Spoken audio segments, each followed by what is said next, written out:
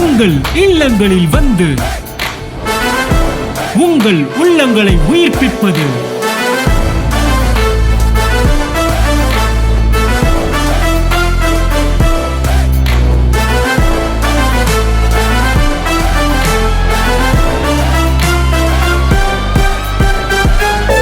உங்கள் channel DJ.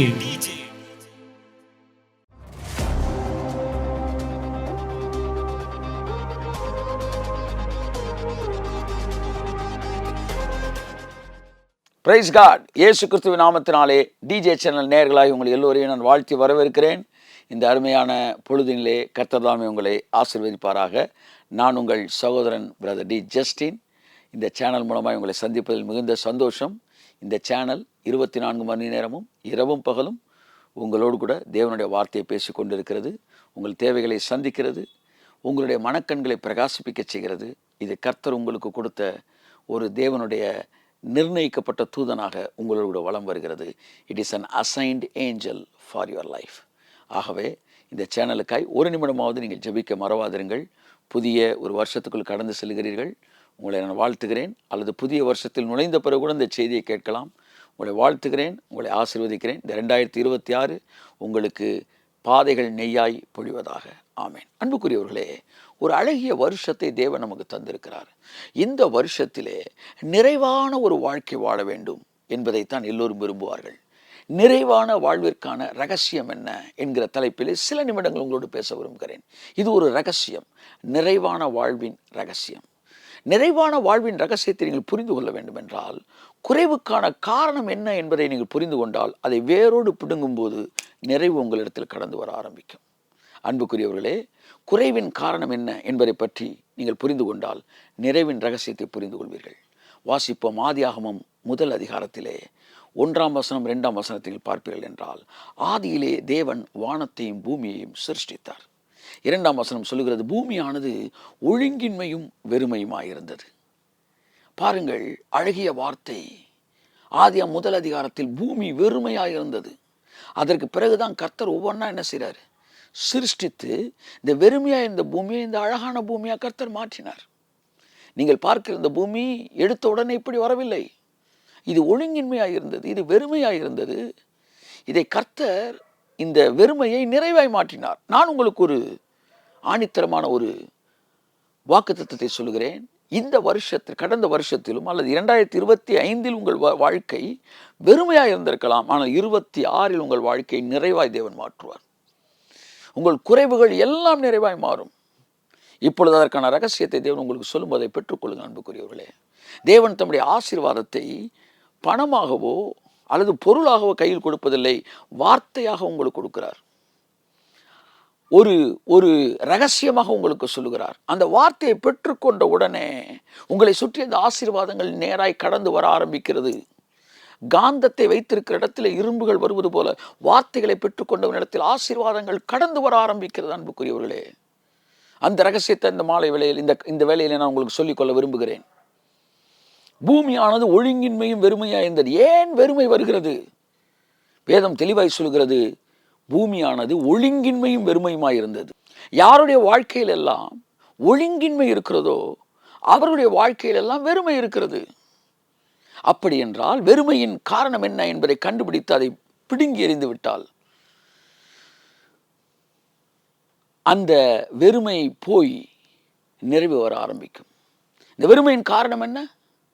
பூமியானது ஒழுங்கின்மையாக இருந்தது, ஆகையால் வெறுமையாக இருந்தது. யாருடைய வாழ்க்கையில் ஒழுங்கின்மை இருக்கிறதோ அங்கே வெறுமை இருக்கிறது. அப்படி என்றால் நிறைவு வர வேண்டும் என்றால் என்ன செய்ய வேண்டும்? ஒழுங்கின்மை இருப்பதால் வெறுமை இருக்கிறது என்றால், ஒழுங்கு வந்தால் வெறுமை நிறைவாய் மாறிவிடும். அன்புக்குரியவர்களே, உங்கள் வாழ்க்கையில் கூட சில நேரம் நீங்கள் தேவனுடைய பிரசன்னத்தில் ஒரு வெறுமையை உணரலாம்.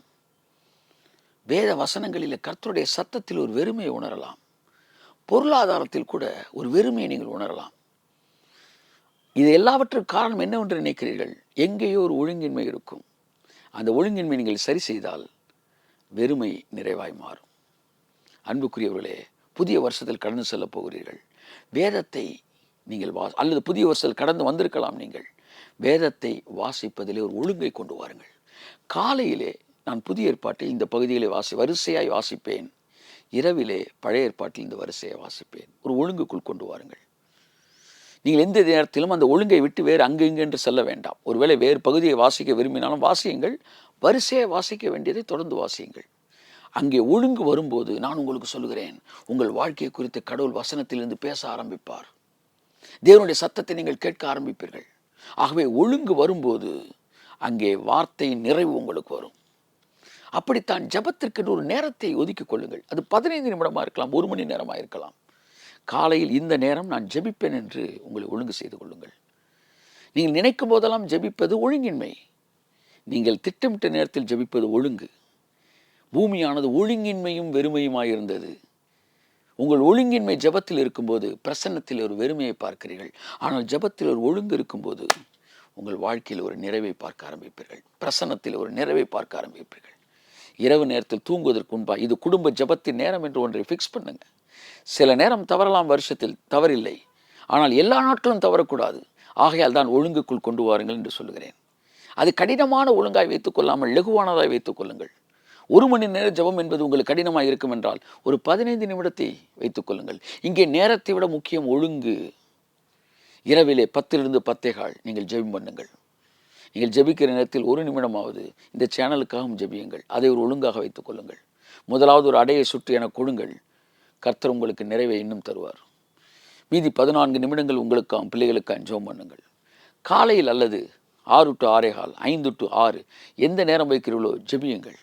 நீங்கள் ஜெபத்தில் ஒரு ஒழுங்கை கொண்டு வாருங்கள். ஜெப வேளையாகிய 9ஆம் மணி நேரத்தில் யோவானும் பேதுருவும் தேவாலயத்தை கடந்து சென்றார்கள். பார்த்தீர்களா? அவர்களுக்கு ஜெப வேலை என்கிற ஒரு வேலை இருந்தது.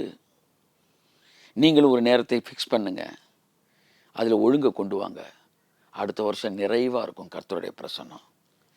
என்னுடைய வாழ்க்கையில் பொருளாதாரத்தில் வெறுமை இருக்கிறது ஐயா என்று நீங்கள் சொல்லுவீர்கள் என்றால், ஏன் பொருளாதாரத்திலே எவ்வளவு சம்பாதித்தாலும் அது வெறுமையாகவே இருக்கிறது என்றால், நான் சொல்லுகிறேன், எங்கே ஒழுங்கின்மை இருக்கிறதோ அங்கே வெறுமை இருக்கும். உங்கள் பணத்தை நீங்கள் கையாளுவதிலே ஒழுங்கின்மை இருக்கும் என்றால், நான் உங்களுக்கு சொல்லுகிறேன், உங்களுடைய பணத்தில் பொருளாதார ஆசீர்வாதத்தில் வெறுமை இருக்கும். உங்கள் பணத்தை செலவழிப்பதில் ஒழுங்கு இருக்கிறதா என்று கேட்கிறேன். ஒழுங்கு என்றால் என்ன?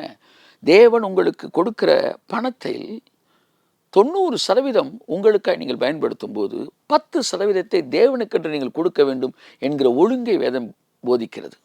இயேசு தசமபாகத்தை பற்றி பேசினார், காணிக்கைகளை பற்றி பேசினார். பவுல் காணிக்கைகளை குறித்து பேசினார். பூமியுள்ள நாளளவும் விதைப்பும் மறுப்பும் ஒழியாது என்று பேசினார். அநேகர் தங்களுக்கு வருகிற வருமானத்தில் ஒழுங்காக அதை செலவழிப்பதே இல்லை.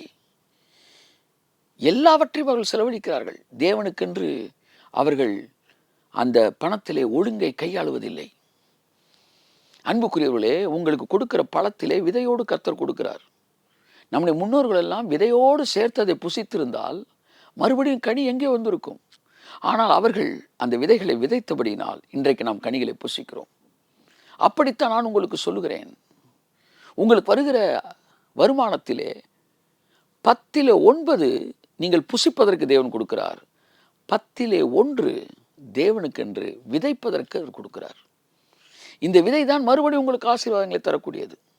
நம்முடைய முன்னோர்கள் ஒருவேளை அவர்கள் இந்த ஒழுங்கை கையாளாததினாலே நாம் இன்றைக்கு பணத்தில் பிரச்சனைகள் இருக்கலாம். ஆனால் நம்முடைய பிள்ளைகள் இந்த பிரச்சனைகள் இருக்கக்கூடாது என்று நீங்கள் விரும்பினால், நாம் விதைக்க வேண்டியதை விதைப்ப இன்று முதல் ஒழுங்கை கற்றுக்கொள்வோம்.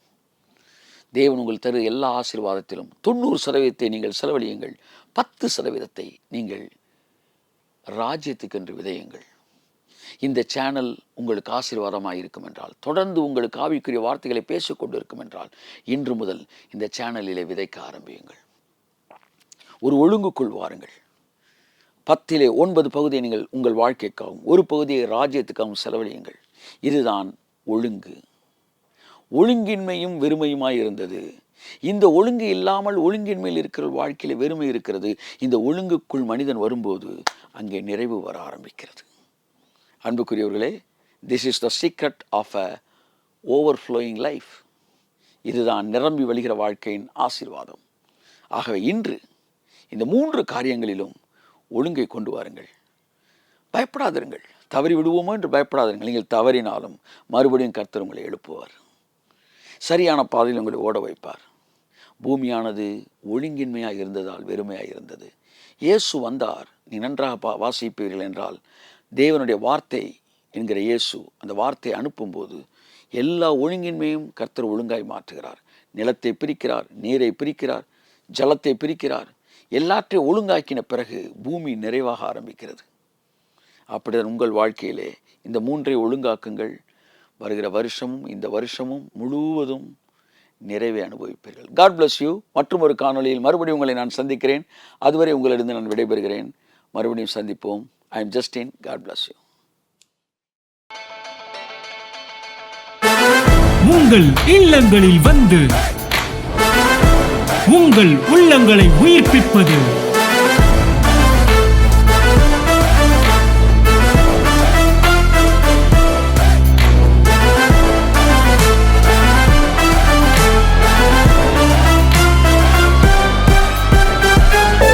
உங்கள் சேனல் டிஜே.